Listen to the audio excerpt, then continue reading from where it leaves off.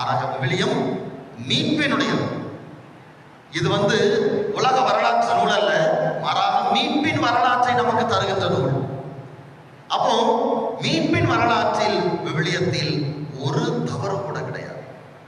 கடவுள் இந்த உலகை மீட்பதற்காக தொடக்கத்தில் இருந்து, இந்த உலகை படைத்ததிலிருந்து தருகின்ற அந்த மீட்பின் வரலாற்றிலே எந்த பிழையும் கிடையாது. உலக வரலாற்றில் பிழை இருக்கலாம், ஆனால் மீட்பின் வரலாற்றில் எந்த பிழையும் கிடையாது. அப்ப இந்த நூல் எனக்கு கொடுக்கப்பட்டிருப்பது இந்த உலக வரலாற்றை அறிந்து கொள்வதற்காக அல்ல, மாறாக நான் மீட்கப்பட வேண்டும் என்பதற்காக தரப்பட்டிருக்கிறது.